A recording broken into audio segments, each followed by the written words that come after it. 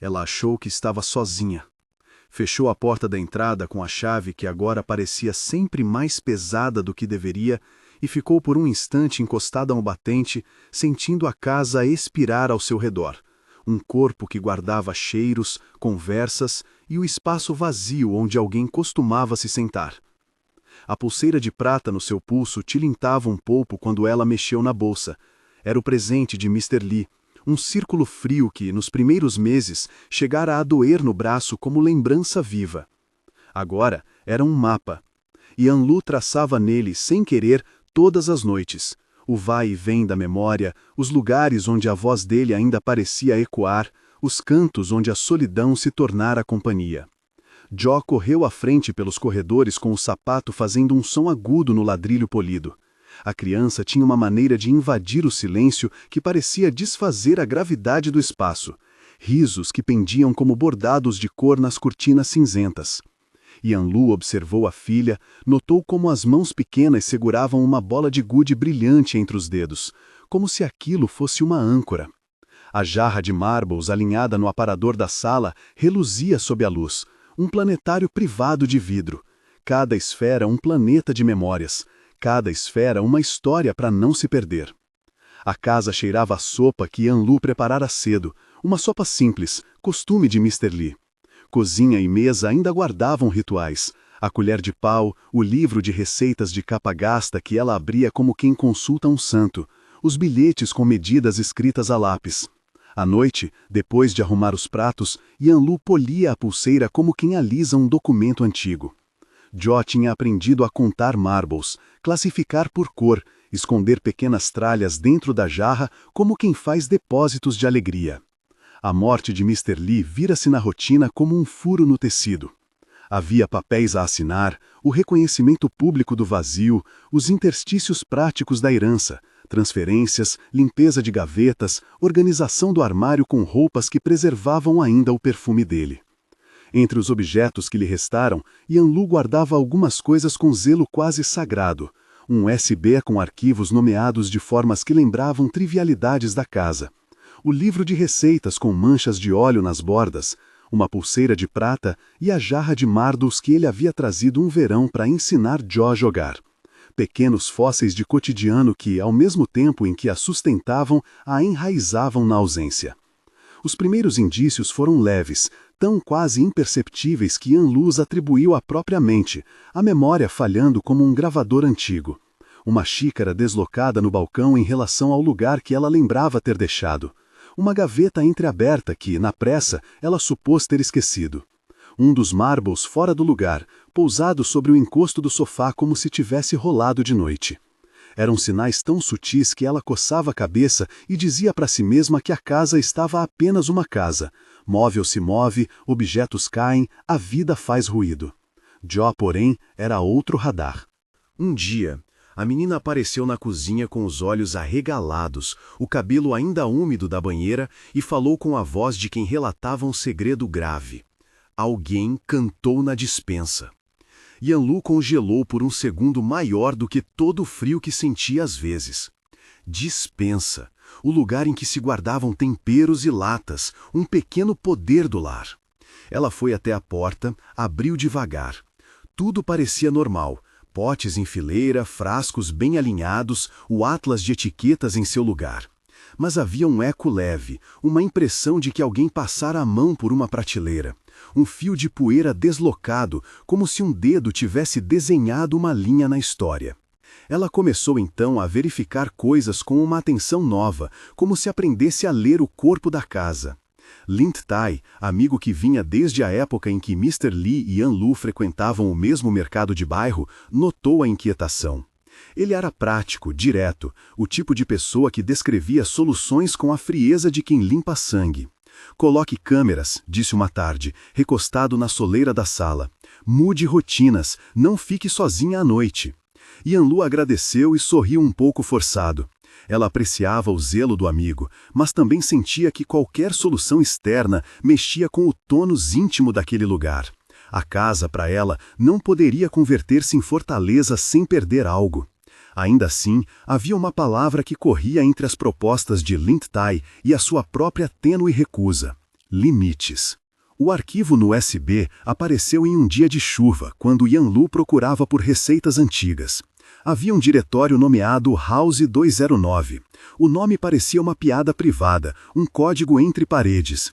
Ao tocar o arquivo, a voz se fez. Alguém falando, prática e casual, comentando sobre coisas domésticas como se fosse parte da mobília.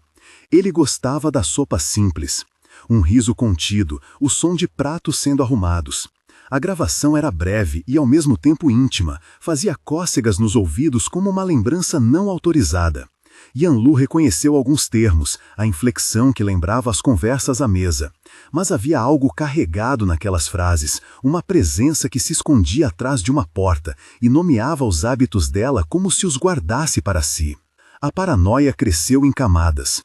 Em alguns dias, Yanlu notava pegadas tênues na escada de serviço, marcas que pareciam depositadas por sapatos leves, quase sem peso, como se alguém tivesse tentado andar dentro da casa sem anunciar a presença. Em outros, pequenas mudanças. A lâmpada que ela tinha deixado apagada no corredor acendia sozinha.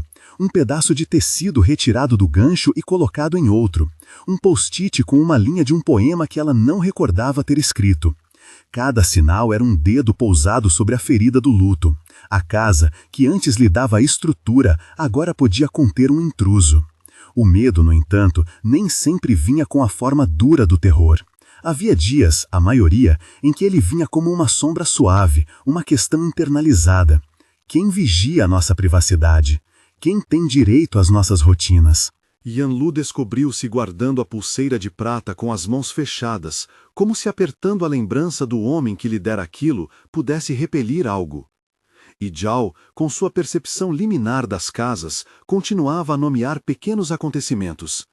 A vela da sala cheirou diferente. A poltrona estava contra a parede, falando como se fossem frases de um livro que só ela lia. O ponto de virada veio numa tarde em que a chuva deixou manchas brilhantes nas calçadas e um silêncio pesado pendia das janelas. Yanlu voltara mais tarde do que de costume a uma reunião com antigos colegas. Zhao estava na escola até às 4. Ao entrar, viu que havia um envelope aberto sobre a mesa da sala de jantar. Preocupada, colocou a bolsa no sofá e aproximou-se. Dentro, havia um nono da música da casa. 3 marbles dispostos em triângulo, pequenos sinais deixados à vista. A jarra requerera atenção e o seu conteúdo parcial formaram um desenho. Ao lado, repousava um bilhete em escrita miúda, quase infantil, cuidando-a. Ela sentiu o frio do chão subindo pelas solas.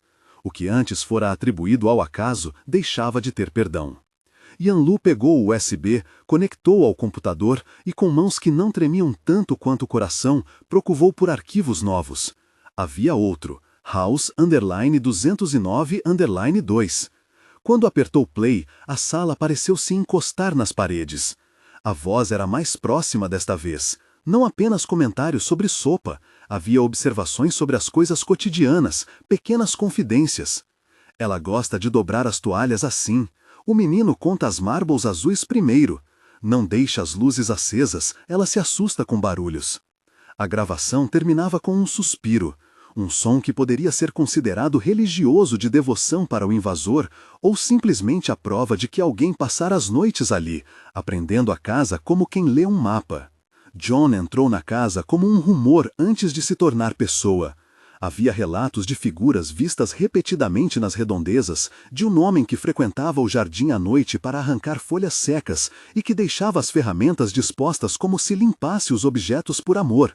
Alguém do tipo que conhecia os horários de entrega de verduras e que, por alguma razão, acreditava que cuidar era a mesma coisa que pertencer.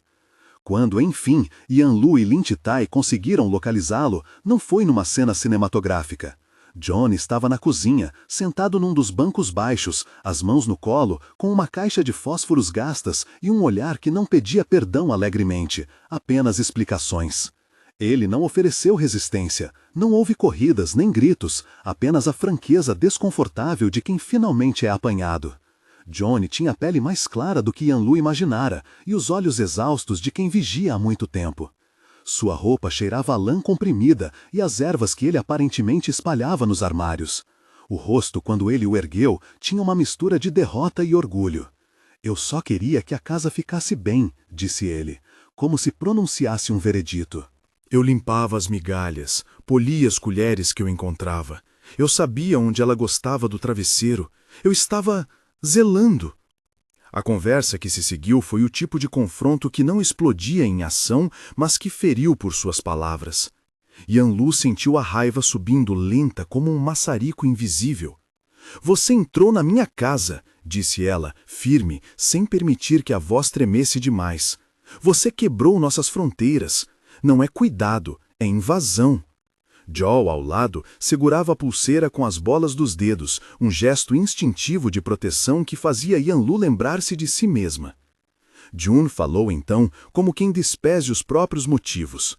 Contou como vivera sozinho nos arredores, como passara a reparar nas rotinas, como a casa se tornara um objeto de carinho para ele. Falou de noites frias em que cochichava para as travessas vazias, como se a fala substituísse a presença. Quando fiquei doente, disse, o mundo ficava cheio de ruídos e a casa era um lugar onde eu sabia o que cada assobio significava. Ele descreveu com detalhe que não era técnico, mas emocional. Polir colheres não era um hobby, era um rito. Deixar 3 marbles no aparador era uma marcação, um rastro que dizia, eu estive aqui. Eu não queria machucar, murmurou. Eu queria proteger. Era essa ambivalência que tornava June perigoso em outra ordem, não a figura caricata do lunático, mas a imagem inquietante de alguém que confundira cuidado com posse. Yanlu ouviu e reconheceu, sem querer, traços humanos que não justificavam o ato. Havia, sim, um efeito corrosivo. A invasão transformava-se em uma metáfora de amor pervertido e isolamento. Ela, que perdera um companheiro, não quis que a narrativa caísse na simplificação de vilanizar para purgar a dor. Ainda assim, havia uma linha. A casa era seu santuário e a privacidade um direito que June retirara por sua necessidade. Lynch Tai, com pressa prática, sugeriu chamar a polícia. A voz de Yanlu vacilou por um instante. Havia tentação de tratar aquilo como crime, e de certo modo era, mas havia também a compreensão de que June não era um ladrão comum. Ele não levava objetos, não buscava lucro. Havia nas suas ações um tipo de ferida social que exigia resposta além do punitivo. Yanlu sentiu a responsabilidade de proteger Joel, mais urgente do que qualquer desejo de justiça simbólica. Tomou decisões que foram ao mesmo tempo contundentes e humanas. Ordenou que June saísse da casa e prometeu que haveria consequências legais se ele voltasse. Lynch Tai anotou telefonemas a serem feitos e Yanlu reorganizou os móveis, mudou rotinas e apagou os pequenos bilhetes de intimidade que June tivera a audácia de deixar. A reação de June foi de entender as limitações sem, no entanto, fechar completamente a janela para sua própria redenção. Ele não ofereceu desculpas fáceis, não pediu perdão com um floreio dramático. Olhou para Joel com um tipo de tristeza que parecia envelhecer mais rápido que o próprio rosto. Eu não queria que os moradores tivessem medo, disse, mas sei que causei medo. Yanlu ouviu e manteve uma distância que lhe parecia necessária. Em sua fala, havia a clareza de quem não queria transformar a dor numa cena pública. Você nos invadiu. O que precisa ser feito, será feito, mas a criança não pode sentir o peso disso. Com o tempo, a vida encontrou a forma de continuar, embora nunca totalmente igual. Yanlu aprendeu a erguer limites e a manter gestos de ternura. Ela passou a ensinar Joel a identificar diferença entre cuidado e possessão, a explicar que ser amado não dava a ninguém o direito de atravessar fronteiras. A menina aprendeu a colocar marbles em ordem, um azul para cada manhã, um verde para cada noite, guardando memórias em pequenas esferas. A pulseira de prata foi polida e colocada numa caixa noturna quando precisava de descanso, um gesto que indicava que Yanlu não queria carregar o mundo a todas as horas. A casa, por seu turno, cambaleava entre o que fora e o que poderia ser. Yanlu reorganizou a biblioteca doméstica, transferiu o livro de receitas para a prateleira mais alta, conferiu o USB que guardara com ambivalência. Às vezes, abria os arquivos e escutava, como quem visita um velho amigo que aprendeu a ser traiçoeiro. Havia nelas uma lição, O lar é, por natureza, um organismo que respira tanto o encontro quanto a separação. A resolução não fora um decreto final, mas um exercício de limites claros. Yanlu procurou não transformar a história em acusações públicas somente para saciar sua própria raiva. Optou por medidas práticas e discretas, preservando a privacidade da filha e defendendo a casa com firmeza. Havia decisões legais em andamento. Lin Tai ficou mais presente, vindo em dias alternados para ajudar a reorganizar a rotina. Ele não transformou a questão em espetáculo, ajudou nos pequenos atos, mover uma cadeira, recolocar um quadro, conversar com Zhao sobre a importância de sempre dizer a verdade sobre o que sente. Essas ações, prosaicas e repetidas, foram a nova arquitetura da segurança para Yanlu. June não desapareceu do todo. Ele foi forçado a deixar o entorno da casa e se saiu dele foi com a consciência pesada de algo que quebrara. Havia, na sua forma de se retrair, uma dignidade instável. Não a coragem de um herói, mas a honra mínima de alguém que reconhecia o erro. Yanlu pensou muitas vezes nas razões que o levaram a agir assim. A solidão, a necessidade de pertencimento, as noites geladas que o empurraram em direção a um calor que não lhe pertencera. Ela manteve a compaixão à distância, suficiente para não desumanizá-lo, mas firme o bastante para preservar a própria família. Num dos raros momentos em que permitiu que a chuva limpasse a cidade, Yanlu subiu ao telhado com Zhao em seu colo. O acesso ao terraço da mansão sempre foi um lugar de reserva para ela e Mr. Li. Um espaço onde antes eles falavam sobre planos que agora pareciam feitos por estranhos. No alto, o ar era seco e claro. A cidade era um mapa pontilhado de luzes. Ela abriu a jarra de marbles e deixou que Zhao escolhesse 3. Uma azul, uma verde e uma translúcida que parecia conter dentro de si um pequeno universo de bolhas. Cada cor conta uma história, explicou Yanlu, a voz suave como se recitasse uma lição antiga. A azul é para o que aprendemos, a verde para o que guardamos, e a translúcida, essa é para o que ainda não sabemos. A menina colocou os marbles na palma da mão da mãe e olhou para as luzes. E se alguém vier e pegar as marbles? Perguntou ela, com a lógica simples das crianças que ainda acreditam em regras justas. Yanlu sorriu. A pergunta acendia nela algo que não podia ser abafado. O desejo de proteger sem transformar o lar num forte. Se alguém vier sem ser convidado, disse Yanlu, nós temos palavras. Palavras e barreiras. Podemos pedir ajuda. Podemos dizer, esta casa é nossa. Você não pode ficar aqui. E, se necessário, chamamos quem cuida das leis. Ela ponderou por um instante e acrescentou, mas também devemos lembrar que, às vezes, pessoas machucadas fazem coisas erradas. Isso não desculpa, mas ajuda a entender. Zhao enfiou os dedos entre os fios metálicos da pulseira e puxou de leve. O brilho prateado refletiu os pontos de luz da cidade como se fosse uma constelação que podia ser carregada no pulso. Yanlu sentiu uma paz que não era absoluta. A serenidade para ela nunca mais seria um estado ininterrupto, mas era real o suficiente para sustentar pequenas ações. Dobrar uma toalha do jeito certo, colocar um livro no lugar, cozinhar a sopa que Mr. Li gostava. À medida que o vento passava, levou consigo o odor de ervas que June uma vez deixara sem pedir permissão. Yanlu não desejou vingança. Quis limites e segurança, e isso bastava. No entanto, havia dias em que a lembrança retornava com força. Ao encontrar um marble fora do lugar, seu corpo se enrijecia por um instante e ela precisava mirar a pulseira para se lembrar quem era. Aprendeu então a criar rituais de passagem que tornassem o espaço seguro. Ensinar Zhao a guardar pequenas coisas num cofre de brinquedos, substituir as rotinas que expunham vulnerabilidades, criar um calendário de visitas para que a casa nunca mais ficasse vazia por muitas horas. Essas práticas não eram clausuras, eram gestos de amor que delimitavam o que poderia e o que não poderia entrar. E havia também o trabalho interior. Yanlu visitava de vez em quando a gaveta onde guardava as cartas manuscritas de Mr. Li. Sentava-se à mesa da cozinha, abria o livro de receitas e deixava que o cheiro das páginas impregnasse as mãos. A pulseira, por vezes, repousava ao lado do prato, como quem vigia uma cerimônia. Ela já não tentava apagar June da narrativa. Preferia que a história ficasse, como uma cicatriz que lembrava a vulnerabilidade, a necessidade de estabelecer limites e a complexidade de quem fere por necessidade. Com o tempo, os arquivos do SB foram ficando menos tentadores.